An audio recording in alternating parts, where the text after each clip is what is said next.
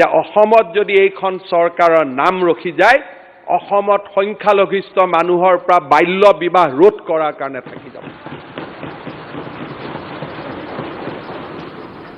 Extra judicial কিলিঙৰ কাৰণে নহয়, এইখন চৰকাৰৰ নাম থাকি যাব যে এইখন চৰকাৰে ড্ৰাগছৰ লগত কেতিয়াও কম্প্ৰমাইজ কৰা নাই, অপৰাধৰ লগত কেতিয়াও কম্প্ৰমাইজ কৰা নাই।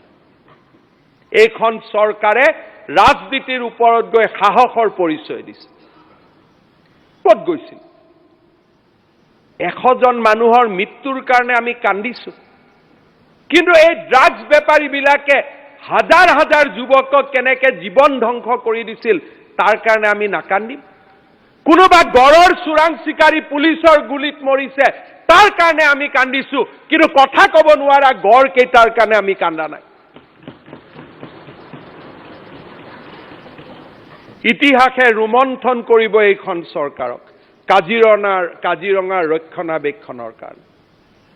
ইতিহাসে ৰোমন্থন কৰিব বুঢ়া চাপৰিৰ পৰা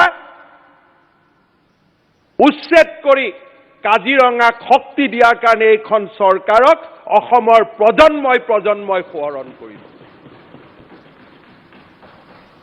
অধ্যক্ষ মহোদয়, এইখন চৰকাৰে কাৰো লগত কম্প্ৰমাইজ কৰা নাই।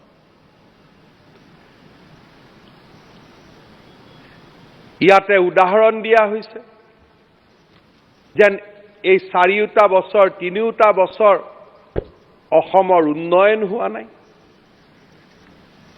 গুৱাহাটীৰ ফ্লাইঅভাৰবিলাকে কাক সোঁৱৰাই দিয়ে? নতুন বিশ্ববিদ্যালয়বিলাকে কাক সোঁৱৰাই দিয়ে? মেডিকেল কলেজবিলাকে কাৰ কথা কয়?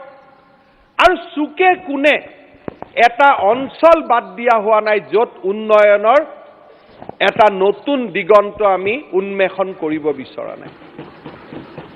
অধ্যক্ষ মহোদয়, মই আজিও আহ্বান জনাম, কেইটামান বছৰ অসমক দিয়ক।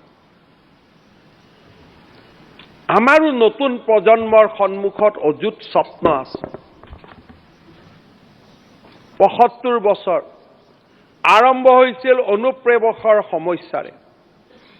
নগা বিদ্ৰোহ, মিজো বিদ্ৰোহ, ভাষা আন্দোলন, জনজাতীয় লোকৰ সৈতে সংঘাত, বিদেশী বহিষ্কাৰ আন্দোলন,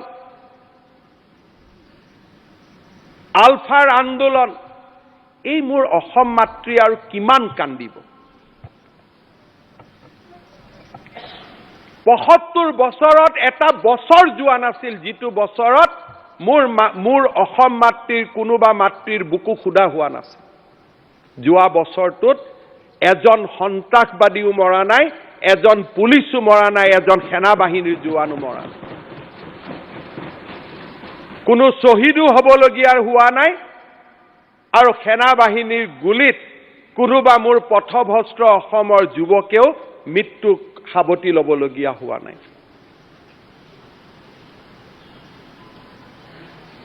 যোৱা 3টা বছৰৰ পিছত আজি অসমে এটা নতুন দিগন্ত দেখিছে।